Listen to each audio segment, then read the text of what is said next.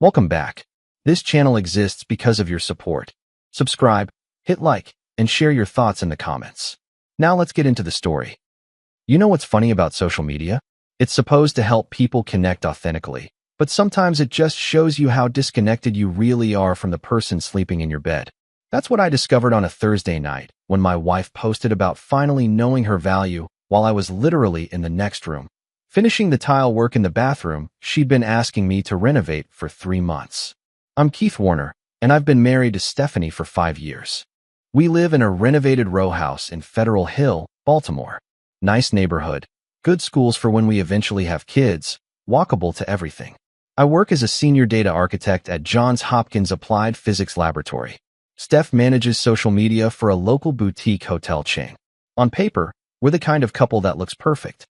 Instagram perfect, even. That Thursday evening, I'd come home from work at 6, changed into old jeans and a t-shirt, and headed straight to the master bathroom. 3 weeks of evening and weekend work, and I was finally grouting the new tile. Steph had wanted a spa-like retreat, all whites and grays with those expensive subway tiles. I'd researched installation techniques, watched probably 20 YouTube videos, rented the tile saw, and done the whole thing myself. Saved us about $3,000 in contractor fees. Steph had left around 5 for girls' night at Peabody Heights Brewery. Bridget's idea, apparently. Bridget was always organizing something, always posting about it, always making sure everyone knew she was living her best life. I'd met Bridget maybe a dozen times in 5 years. She was loud, opinionated, and had recently divorced her husband for reasons that seemed to change depending on who she was talking to. I was on my knees, working grout into the last section of tile, when my phone buzzed on the bathroom counter. Usually, I ignored notifications when I was working, but something made me glance at it. Instagram. Steph had posted. I wiped the grout off my hands with a rag and picked up the phone. The post loaded, and I felt something cold settle in my chest. It was a selfie of Steph, taken at the brewery. The lighting was perfect, that golden hour glow that made everything look like a movie scene. She was looking at the camera with this contemplative expression, the kind that was supposed to convey depth and self-awareness. The caption hit like a sledgehammer. I finally know my value. Time to stop accepting anything less than I deserve. Real growth means setting real standards. Hashtag know your worth, hashtag no more settling, hashtag level up. I read it 3 times. Then I scrolled to the comments. Already 47 likes in 15 minutes. The comments were flooding in. Bridget, finally. Girl, it's about time. You've been giving 110% and getting 30% back. He needs to step up. Someone named Olivia Harrison. Remember our brunch convo? This is exactly what we talked about. Sometimes you have to show them what they're losing. Actions are greater than words. And then, the one that really got me, from Melissa Warner. My own sister. Melissa, as your sister-in-law, I love you both, but I see what you do. You're carrying more than your share. Maybe it's time Keith realized everything you handle. I set the phone down carefully, looked at the bathroom tile, at the grout still drying on my hands, at the tools I'd rented with my own money, at the 3 weeks of evenings I'd spent on my knees making this bathroom exactly what she wanted. Then I picked up the phone again and kept reading. Jenna Rodriguez, Steph's work friend. You're such an inspiration at work and you deserve that same energy at home. Don't dim your light for anyone. 12 more variations of Yes Queen, and you deserve better, and know your worth. Not a single person asked what was wrong. Not one person suggested she talk to me about whatever was bothering her. Every single comment encouraged her to demand more, expect better, refuse to settle. I washed my hands, put away the grout, and cleaned up my workspace. The bathroom looked good, really good. Steph was going to love it when she finally looked at it instead of her phone. I went downstairs to my home office and sat at my desk, opened my laptop, went back to Instagram and read the post again, along with every comment. Brunch convo. That must have been last Sunday. I'd spent that day fixing the fence gate that had gotten damaged in a storm, then mowing the lawn, then replacing the filter in the HVAC system because it was June and we needed the air conditioning to actually work. Steph had mentioned she was meeting Olivia for brunch at Cross Street Market. She sometimes met friends there separately from our usual Sunday tradition. I'd asked her to pick up some groceries on the way home. She'd come back with 3 bags of random stuff and no milk. The comments were too specific to be random support. Bridget knew exactly what she was talking about. Olivia referenced a specific conversation. My own sister was part of this little intervention. I leaned back in my chair and let it sink in. My wife had been complaining about our marriage to her friends. To my sister. Probably for weeks, maybe longer. Building a case against me. Gathering sympathy. And now she'd made it public. I could get angry. I could storm into the bedroom when she got home and demand she take it down. I could text my sister and ask her what the hell she was thinking. I could write my own passive-aggressive post. But none of that would actually teach anyone anything. I opened a new document on my laptop and started typing. A list. A very detailed list of everything I actually contributed to our life together. An hour later, I heard the front door open. Steph's voice called out, "Keith, I'm home." I saved the document and closed my laptop. Walked out to the living room to find her setting down her purse, still looking at her phone. She had that satisfied smile people get when their posts are performing well. "Interesting post tonight," I said, keeping my tone neutral. She glanced up briefly, then back to her screen. "Oh, you saw that? Just something that came up during girls' night. We were talking about self-worth. While I was grouting your bathroom tile." She set her phone down with a slight huff. "It's not about you. Why do you always make everything about you?" So posting about not accepting less than you deserve, right after I spent my evening doing manual labor on a home improvement you requested, that's just coincidental timing? Look, if my post makes you feel some type of way, maybe that's something you need to examine. I'm talking about personal growth. I studied her face. She actually believed what she was saying. Or she'd convinced herself she believed it. What specifically about your life requires growth? What aren't you getting that you deserve? I shouldn't have to explain this. You should just know. There it was. The deflection. The subtle accusation that I was being deliberately obtuse. But I'd been with Steph long enough to know when she was being genuine and when she was performing. This was performance. "Fair enough," I said.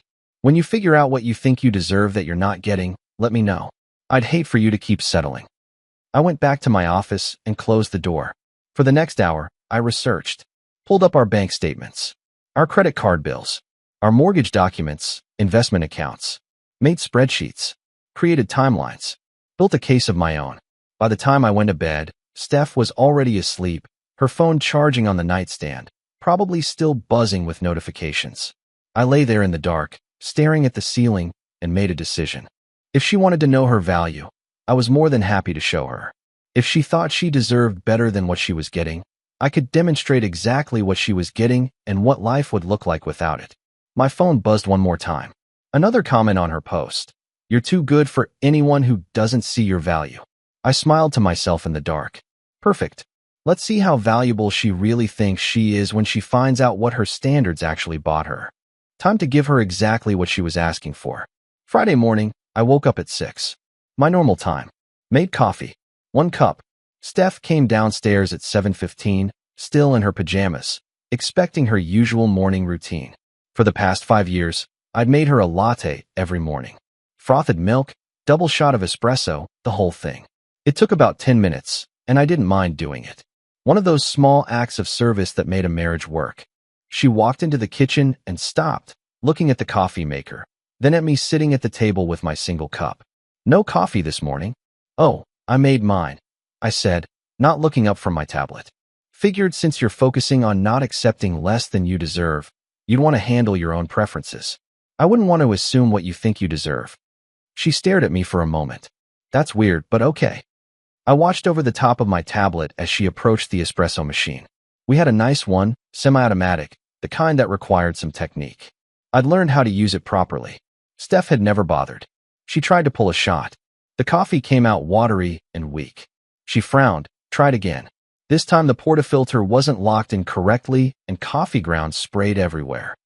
"Damn it," she muttered, grabbing paper towels. Third time, she got something that resembled coffee, but the milk frothing was a disaster. She gave up and poured regular milk into the cup. I rinsed my cup in the sink and grabbed my bag. "Aren't you making breakfast?" "It's Friday. You always do omelets on Friday." I paused at the doorway. "I've been thinking about what Bridget said in your comments. About you giving 110% and getting 30% back. Wouldn't want to burden you with too much by expecting breakfast." That's not what she meant. Either way, I'm sure you can handle it. You're a strong, independent woman who knows her value, right? I left her standing in the kitchen, still trying to figure out the coffee maker. At work, during my lunch break, I made some phone calls. First, I canceled our grocery delivery service. We'd been using it for 2 years. $180 a month, charged to my credit card. Second, I canceled the house cleaning service. They came every other week. $240 a month. Third, I put our lawn service on hold. $120 a month. Fourth, I canceled the meal kit delivery subscription. $90 a month. Steph didn't even know about that one.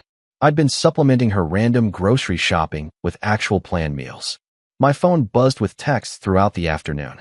11:30, Steph, the grocery delivery didn't show up? 11:45, me. Oh, I canceled it. Figured you'd want more control over shopping choices. Personal growth, right? Did you cancel the cleaning service too? Yes, seemed like an unnecessary expense. Plus, you mentioned wanting to be more self-sufficient. Keith, what's going on?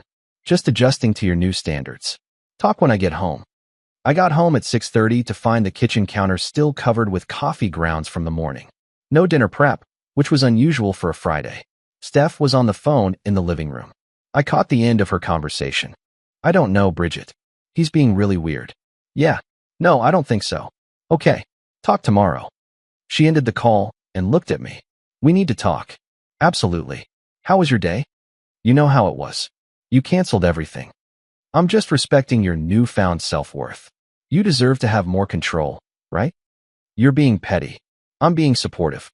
You wanted to stop accepting less than you deserve. I think that's great. We should both evaluate what we deserve. She waited for me to ask about dinner. I didn't. Instead, I pulled out my phone and ordered Thai food. For one, when the delivery arrived, I took it to my office and ate while catching up on email.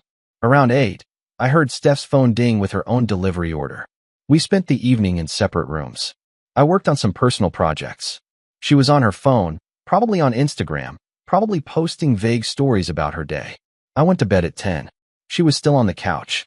Saturday morning, I woke up at 6:30 and went for my usual run. 5 miles through Federal Hill, down to the waterfront, back up. I got home, made coffee, 1 cup, and a protein shake, 1 serving. Steph came downstairs at 9:30, looking groggy. You went running without me? We ran together maybe once a month when she felt motivated. Figured you'd want to set your own schedule. Independence. This is getting ridiculous. What specifically is ridiculous? She opened her mouth, closed it, couldn't find the words. Frustration flashed across her face. I'm heading to Home Depot for some supplies. Do you need anything? No, she said, clearly too proud to ask. I left her there and spent an hour picking up things for my workshop. I returned home before she did. She didn't return until almost 3 in the afternoon, carrying 6 bags of groceries. I was in my office and heard her struggling with the front door. Didn't get up to help. 20 minutes later, she knocked on my office door. I went grocery shopping. That's great. Very self-sufficient of you. I spent $240. I usually spend about $150 a week with a planned list. Did you get everything you need? I think so. I don't know. I couldn't remember what detergent we use. Whatever you think is best. She stood there for a moment, clearly wanting me to engage more. I went back to my computer. She left. Around 4, I heard her yell from the living room. Keith, the Wi-Fi is down. I opened my office door. That's unfortunate. Aren't you going to fix it? I'm in the middle of something. Try unplugging the router for 30 seconds. Manual's in the hall closet if you need it. I don't know which one is the router. The white box with the blinking lights. You've got this. I closed my office door. For the next hour, I listened to her on the phone with Comcast. She was on hold for 45 minutes. Then the tech support person walked her through the exact same thing I'd suggested. Unplug the router. Wait, plug it back in. It took her an hour and 15 minutes to do something I could have done in 2 minutes. When it was over, she came to my office. Why didn't you just help me? You didn't need my help. You handled it. Personal growth. Her jaw tightened. She left without another word. That evening, while she was figuring out what to do with $240 worth of random groceries, the dishwasher started making a grinding noise during its cycle. Keith, something's wrong with the dishwasher. I was in the living room, reading. Probably just needs to be checked. Manual's in the kitchen drawer. Can you look at it? I'm sure you can figure it out. I have confidence in you. She stood there, vibrating with frustration, then stomped back to the kitchen. I heard her opening drawers, finding the manual. Heard her muttering to herself. Heard her typing on her phone, Googling the problem. Then I heard a more concerning sound. Running water. A lot of it. I walked to the kitchen doorway. Water was spreading across the floor. Steph was standing in the middle of it, looking panicked. She'd opened the dishwasher mid-cycle. There's water everywhere. Towels are in the linen closet. I'm sure you'll get it cleaned up. I went back to the living room. Listened to her cleaning up the mess for the next 30 minutes. The dishwasher never got fixed. She just turned it off. Later that night, after she'd stress-eaten her way through half the random groceries she'd bought, I made myself a simple dinner. Steph watched me from the table. We didn't speak at dinner. Afterward, she posted an Instagram story. I saw it on my phone. A photo of her feet, crossed at the ankles, with the caption, "Sometimes you have to handle everything yourself." Building that independence. Flex biceps. I said nothing. Sunday morning, I was up at 7. Made my coffee. 1 cup. Steph came down at 8, looking like she hadn't slept well. I thought we could go to Cross Street Market for brunch. It's Sunday. We've been going to the market for Sunday brunch for 3 years. It was our tradition. We had our favorite stalls, our usual orders. I always paid. I have some projects to work on. You should go if you want. We always go together. Things change. New standards, remember? She looked hurt. Actually hurt. But she covered it quickly, grabbed her purse, and left. I knew she'd struggle. She didn't know which stalls we usually went to. Didn't know what we usually ordered. Didn't know that I always got us both coffee and pastries from one stall, then eggs from another, then we split everything. She came back an hour later with a small bag and a coffee cup. Went straight upstairs without speaking to me. I saw her Instagram post later. A selfie at the market, trying to look happy. Sunday self-care. Learning to enjoy my own company. The comments were full of encouragement. You're doing great. So proud of you. He doesn't deserve you. Around noon, she came downstairs. My car has a light on. What kind of light? I don't know. Orange wrench thing? Sounds like scheduled maintenance. Dealer's number is in your phone contacts. Can't you just call them? You're very capable. I'm sure you can schedule an appointment. I listened to her on the phone. She didn't know her car's VIN. Didn't know the current mileage. Couldn't articulate what service was needed. The service advisor was clearly frustrated with her. Finally, she got an appointment for Wednesday. She came back to my office. It's going to cost $380. That's pretty standard. Did you schedule it? I guess I have to. Welcome to car ownership. Later that afternoon, she realized she needed to go to Home Depot. She'd bought the wrong cleaning supplies, needed light bulbs, needed air filters for the HVAC. Can you come with me? I already went yesterday. You know where it is. She left angry. Was gone for 90 minutes. Came back looking defeated, carrying a bag from Home Depot. She'd bought the wrong size air filter. $35 wasted. I could tell because she left it on the kitchen counter with the receipt. By evening, she was sitting at the kitchen table, surrounded by evidence of her weekend. Wrong cleaning supplies. Wrong air filter. Receipts showing money wasted. Bills that had arrived in the mail. Bills she didn't know how to pay. The dishwasher manual she couldn't understand. The car maintenance quote. Her credit card statement from a company account she didn't have login information for. I made dinner in the kitchen, working around her. Simple pasta for one. She looked up at me as I moved about. How do you pay the electric bill? Online. The account info is in my password manager. Can you just pay it? I could, but you should probably learn how our life actually works. What if something happened to me? Nothing's going to happen to you. Still, personal growth, right? The account number is on the bill. Customer service can help you set up online access. She looked down at the bill. It had a yellow overdue notice on it. I let it slide past the due date on purpose. This is overdue. Then you should probably handle it soon. The tension in the room was thick enough to cut with a knife. She was surrounded by evidence of everything she didn't know how to do. Everything I did that she'd never noticed. Finally, she looked up at me. Why are you doing this? Doing what? Acting like you don't care. I care very much. That's why I'm helping you become more self-sufficient. Isn't that what you wanted? To not accept less than you deserve? I'm giving you exactly what you asked for. Independence, control, the ability to show your value.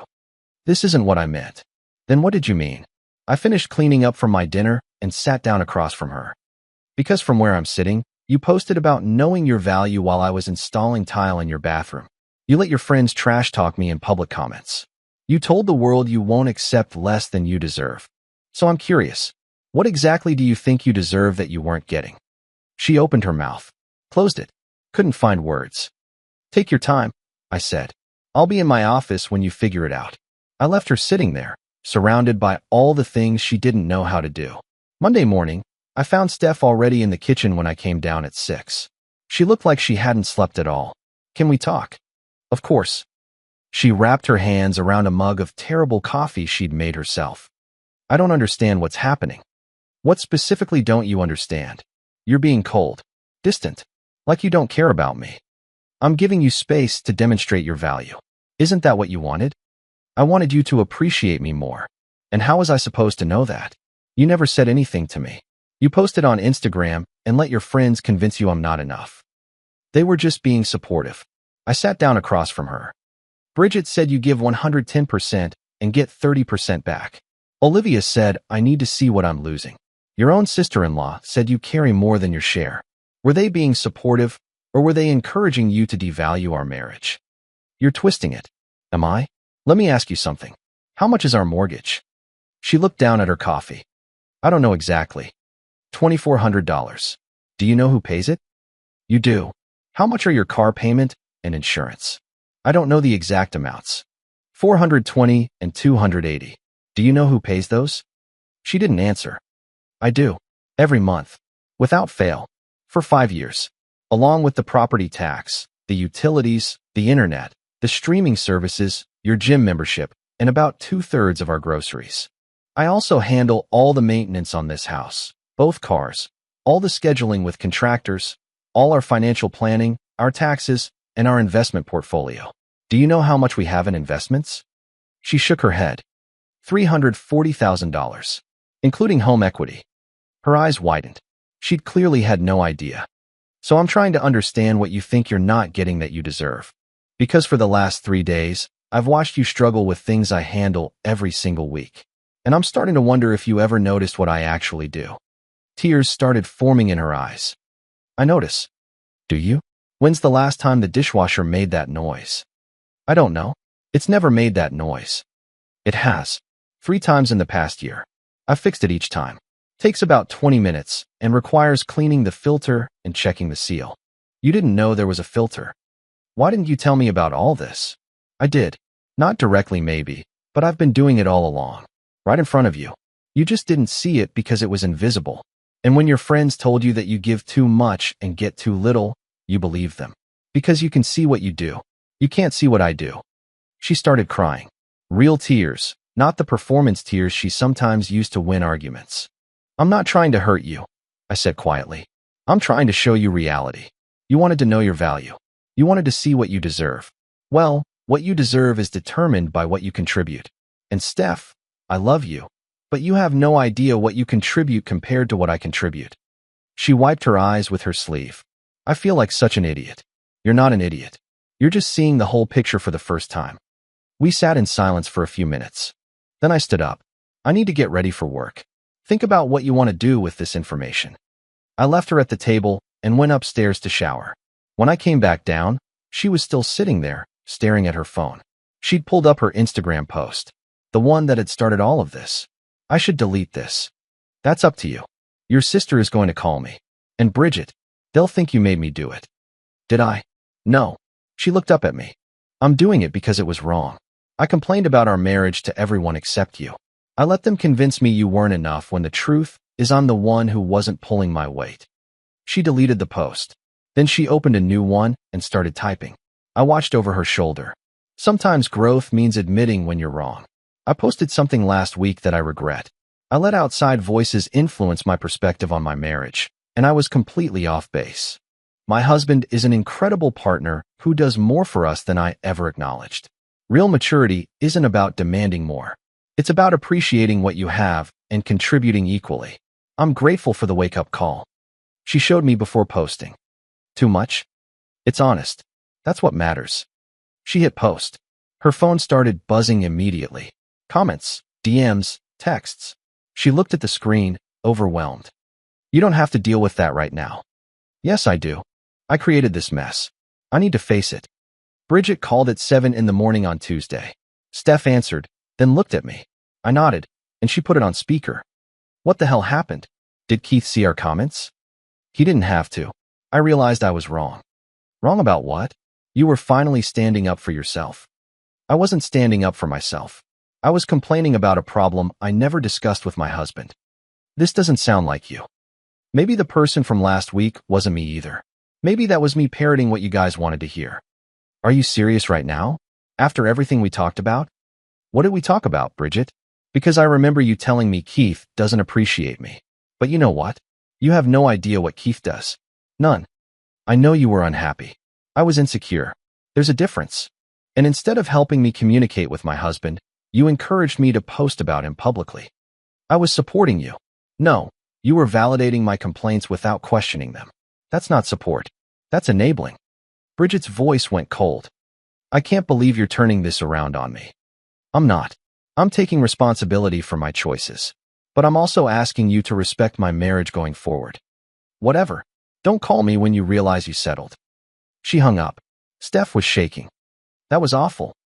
But necessary. You stood up for us. She's going to tell everyone I'm brainwashed. Let her. The people who matter will see the truth. At 10, my sister called. I answered, putting it on speaker. What did you do to her? Good morning to you too, Melissa. I'm serious. Steph's post, her conversation with Bridget. What's going on? Why don't you ask Steph? She's right here. Hi, Melissa. Honey, are you okay? You know you can talk to me. I'm fine. Better than fine, actually. Your post was so different from what you told me last week. Because last week I was only seeing part of the picture. What does that mean? Melissa asked. I leaned forward. It means she spent the weekend handling everything I usually handle. She got a reality check. That sounds like manipulation, Keith. Does it? Let me ask you something, Melissa. When Derek was job hunting last year, who helped him revise his resume and practice for interviews? Silence on the other end. I did, I continued. And when your HVAC went out last winter, who researched contractors and negotiated the replacement cost? You did, but...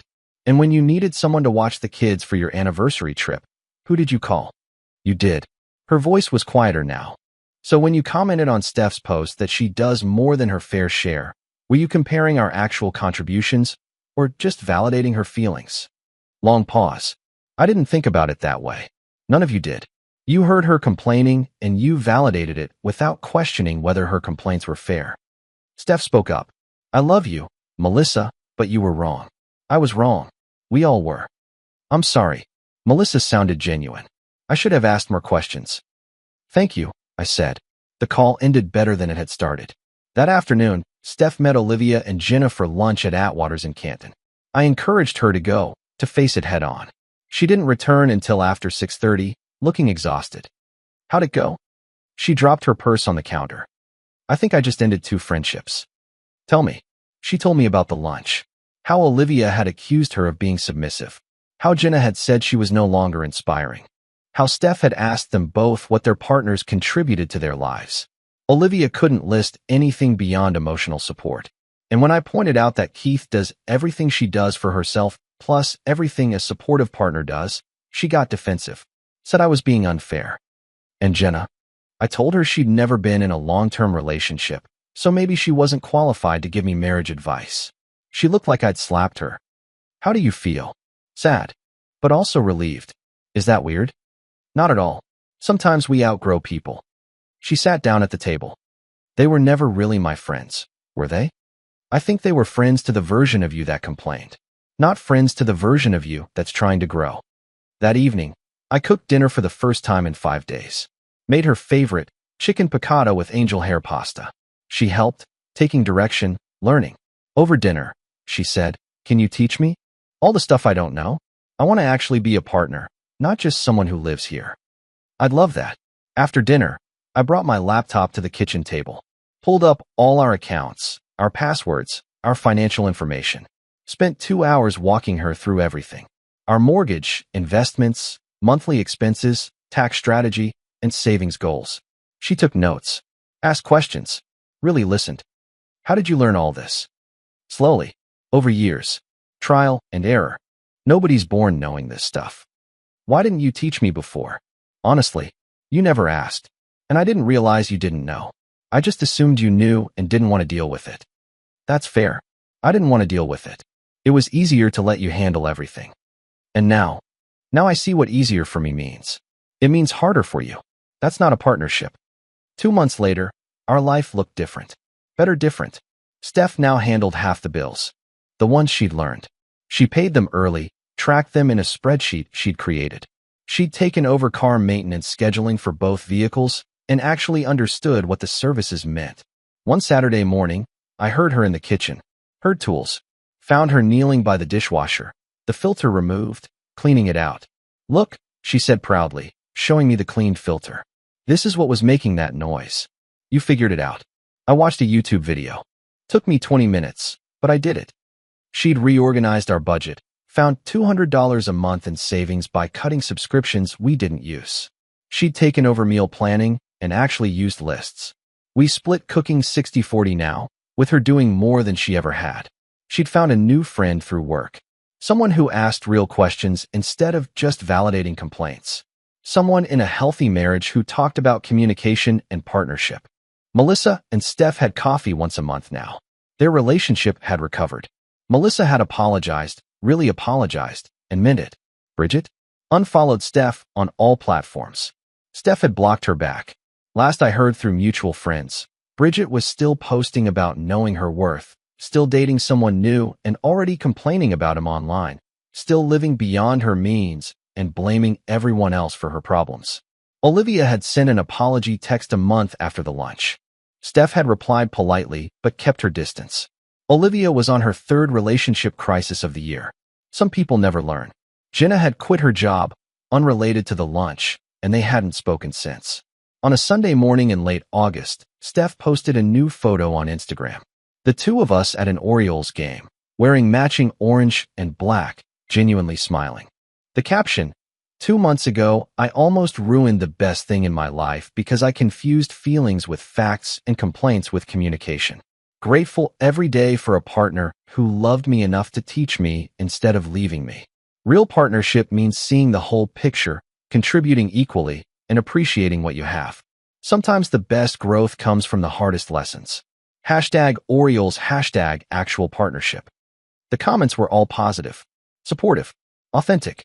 New friends, co-workers, even some old friends saying they were proud of her. No snarky comments. No negativity. The toxic voices were gone. That evening, we stood in our master bathroom, looking at the tile work that had started this whole journey. Over the past 2 months, she'd helped me add the final touches, caulking the edges, installing new fixtures, adding the finishing trim. She'd learned how to use the tools, gotten grout on her hands just like I had that Thursday night. Remember when this started? She asked. When I posted about knowing my worth. I remember. I thought I knew what I was worth. Turns out I had no idea. And now I know my worth is measured by what I contribute, not what I demand. And I know your worth is everything. The house, the stability, the patience to teach me instead of just leaving. You're worth teaching. That's why I stayed. Thank you for not giving up on me. Thank you for being willing to learn. Her phone buzzed. A notification. Bridget had posted something. Steph glanced at it, didn't open it, put her phone away. Not interested. Good. You know what's funny about social media? It's supposed to help people know their worth, but sometimes it just helps them perform worth they don't actually have. My wife almost destroyed our marriage because she confused likes with value and comments with truth. But she learned. She learned that real worth isn't posted, it's demonstrated. It's not demanded, it's earned. And it's not about accepting less than you deserve. It's about understanding what you deserve by understanding what you contribute. Steph learned the difference between demanding standards and meeting them. She learned what her standards actually bought her and what they cost me. And 3 days after I showed her that reality, her entire attitude shifted. Sometimes the best way to show someone their value is to give them exactly what they ask for, the chance to prove it. Steph asked for independence. I gave her 3 days of it. And she discovered that what she thought was settling was actually the best partnership she'd ever have. 2 months later, Bridget was still single, still posting about knowing her worth. Olivia was on her 4th relationship crisis of the year. And Steph was finally becoming the partner she'd always claimed to be, not by demanding more, but by contributing equally. She learned her value. I demonstrated mine. And together, We rebuilt something stronger than what almost broke. That's what real growth looks like. Dear listeners, that's our ending. If it resonated, subscribe to support the channel. See you next time.